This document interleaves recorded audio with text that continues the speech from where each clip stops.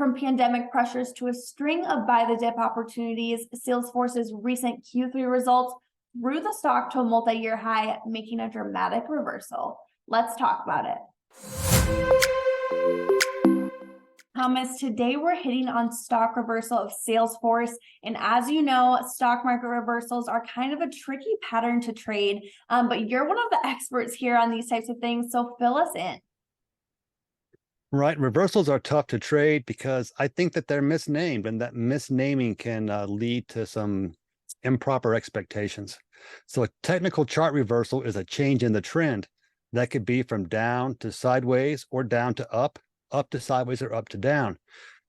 But notice change in trend, down to sideways. A partial reversal from down to sideways leaves a market in a trading range. Let's look at Kraft.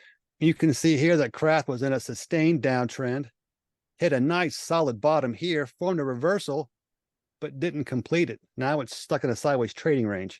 And that's always been a risk for Salesforce. Let's talk more about Salesforce's recent quarter. According to analyst expectations, maybe it was a mixed quarter, but the news seems to be all good news. And you had reported on Market Beat that the margin news is really what impressed the market here. So give us a quick rundown, if you would. What are the results and what do they mean for investors? Yeah, the revenue was as expected, and that's not really a catalyst because it was expected, but it is good news. The company is growing, but the growth has been kind of priced into the revenue outlook. So the catalyst for higher shares is the margin strength. The company is growing and growing profits and becoming more profitable, and it was already a cash flow machine. So this plays into the valuation outlook. Salesforce trades at a discount to other blue chip tech giants, and it has a excuse me. It trades at a discount to other blue chip tech powerhouses, so it has a multiple expansion in play as well as its organic growth trajectory.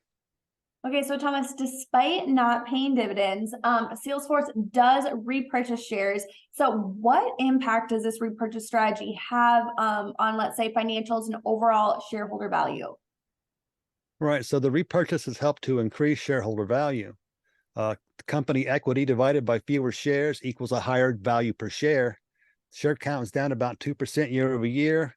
Repurchases are accelerating year over year and are expected to continue year over year with the company's growth. So this is another driver of value for shareholders. Okay, let's take a quick peek at the chart here, Thomas. Show us what you got. All right, I want to start with the daily chart. You can see on the daily chart that we got a pretty big spike in prices here, but the action at the peak's a little bearish. This gives some cause for concern. We've got a nice large price gap here, so the market could retreat to close the gap. In that scenario, it would probably present a buy the dip opportunity with support confirmed around this level.